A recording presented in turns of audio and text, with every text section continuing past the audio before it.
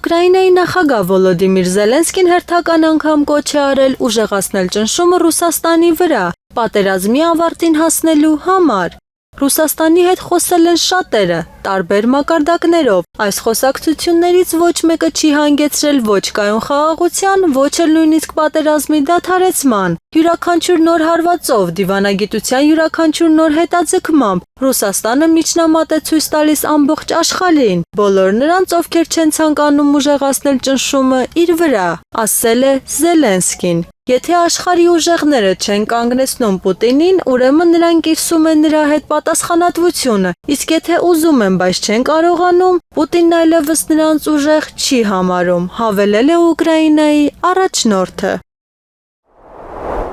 Հյուսիսային Կորեայի առաջնորդ Կիմ Չեն Ընը Ռուսաստանի անվտանգության խորհրդի քարտուղար Սերգեյ Շոյգուի հետ հանդիպման ժամանակ հավաստիացրել է, որ Հյուսիսային Կորեայի կառավարությունն այսուհետ ևս անվերապահորեն կաջակցի Ռուսաստանին Ուկրաինայի իրադրության եւ այլ հարցերում։ Կիմ Չեն Ընը հավաստիացրել է, որ ԿԺԴՀ-ի կառավարությունն այսուհետ էլ անվերապահորեն կպաշտպանի Ռուսաստանի դիրքորոշումն ու արտաքին քաղաքականությունը բոլոր լուրջ միջազգային քաղաքական հարցերում, առաջին հերթին Ուկրաինայի շուրջ, կորեա-ռուսական միջպետական պայմանագրի հոդվածները պահպանելու պատասխանատվությամբ, ասվում է հաղորդագրության մեջ։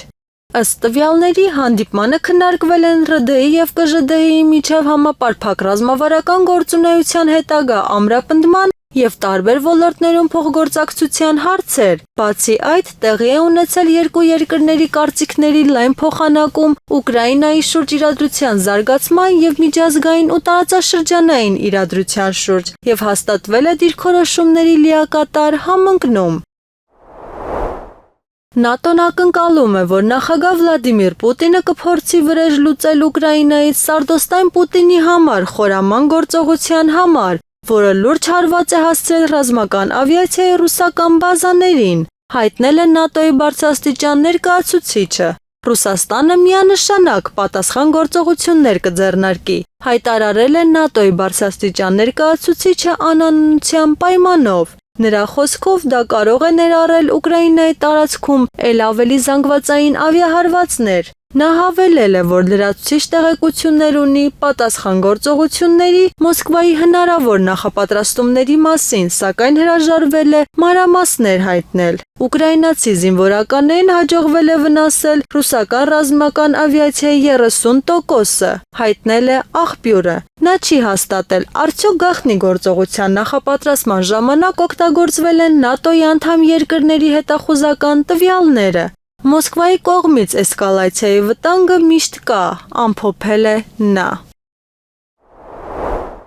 ԱՄՆ նախագահ Դոնալդ Թրամփը հրամանագիր է ստորագրել Ասիայի, Աֆրիկայի և Լատինական Ամերիկայի 12 երկրների քաղաքացիների մուտքը ԱՄՆ արգելելու և ևս 7 երկրների քաղաքացիների մուտքը սահմանափակելու մասին, հայտնում է BBC News-ը։ ԱՄՆ մուտքն արգելված է Աֆղանստանի, Մյանմարի, Չադի, Կոնգոյի Հանրապետության, Հասարակածային Գվինեայի, Էրիթրեայի, Հայիթիի, Իրանի, Լիբիայի, Սոմալիի, Սուդանի և Եմենի քաղաքացիների համար։ Արգելքը ուժի մեջ կմտնի հունիսի 9-ից, մասամբ սահմանափակված է Բուրունդիի, Կուբայի, Լաոսի, Սիերա Լեոնեի, Տոգոյի, Վենեսուելայի և Թուրքմենստանի քաղաքացիների մուտքը ԱՄՆ։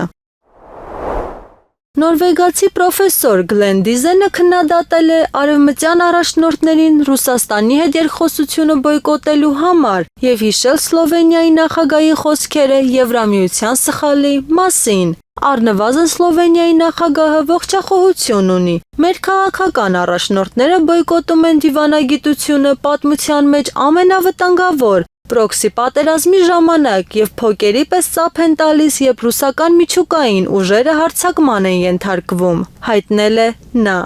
Դիզենը տեղի ունեցածն անվանել է խելագարություն։